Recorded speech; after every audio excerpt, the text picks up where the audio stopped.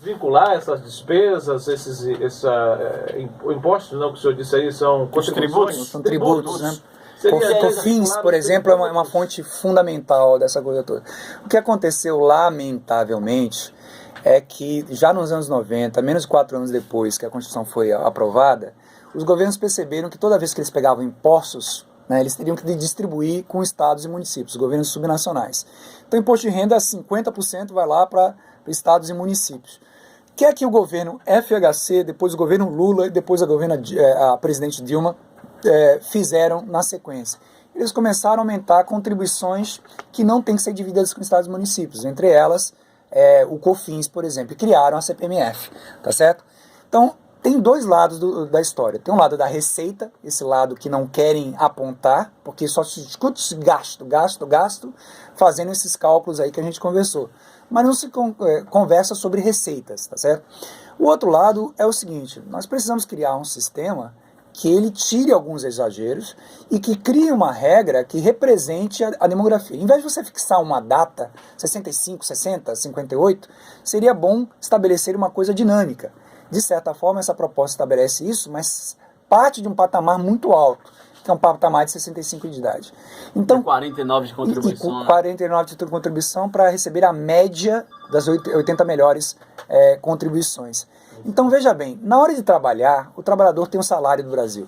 Ele tem as condições de trabalho do Brasil. Ele tem a saúde do Brasil. Aqui em Feira de Santana, a segunda maior cidade do interior, a gente tem esgoto a céu aberto dentro do Círculo do Anel. Imagine as outras cidades brasileiras.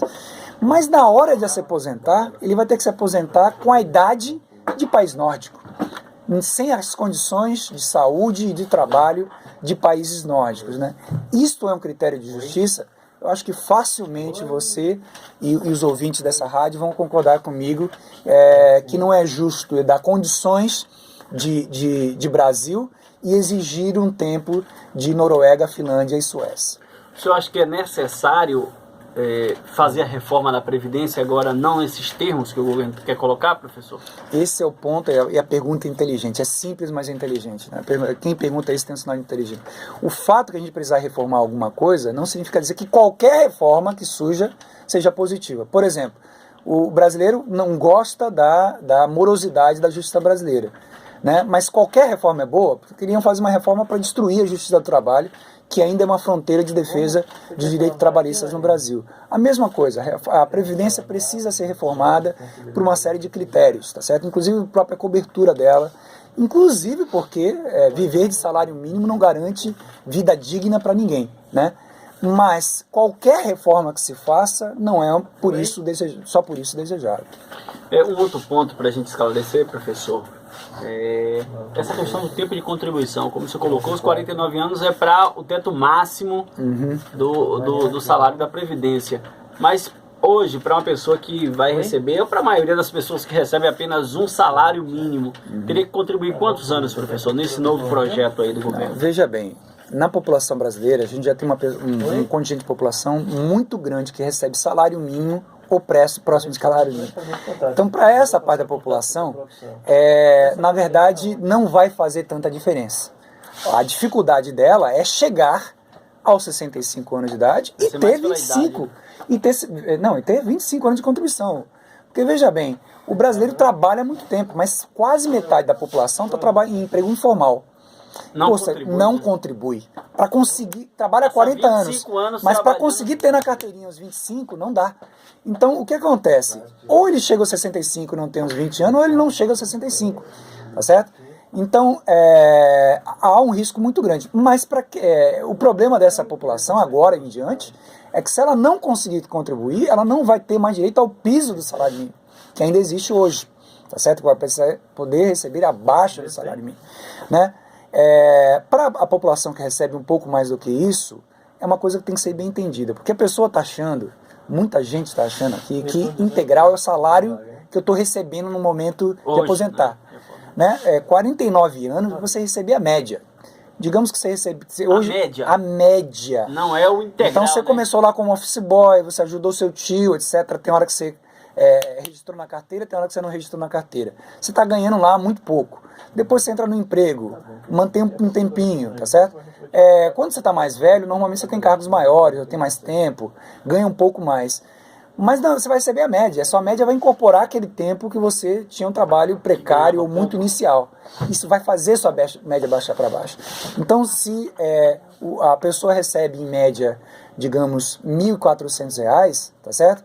Mas na maior parte do Brasil ele recebe 76% disso, que daria alguma coisa por volta de uns R$ 1.000, tá certo? Então, a população não se confunda. Os 49 em duas circunstâncias.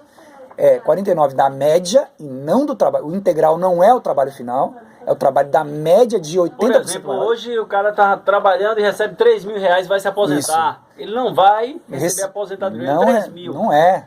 Ou seja, se trabalhar 49 anos... Recebendo 3 mil... Entenda só. Se trabalhar 49 anos, hoje ele está recebendo 3 mil, digamos, 49 anos, ele vai ter uma média. Digamos que a média dele seja R$ 2.000. Ele vai receber essa média dos 80% maiores. Se ele trabalhar mesmo, 76 dos aposentados, as pessoas recebem 76% do seu valor da contribuição média. Então, 76% de 2.000 seria 1.520. Então, ele aposentaria com R$ 1.520, ou seja, no momento, na média da aposentadoria dele, ele vai estar recebendo metade do que ele recebia como último salário dele na vida, você entendeu? Não é brinquedo, não. Jogo de números aí grande, né, professor? E uma contra-propaganda, porque a população não entende isso. Não entende, ela acha que o integral, se ela trabalhar, né, eu diria quase escravocratamente, 49 anos, tá certo? Olha que a Inglaterra pede 25, né? O Brasil vai pedir 49 para essa parte toda. Se ela trabalhar, ela vai receber a média, tá certo? 49.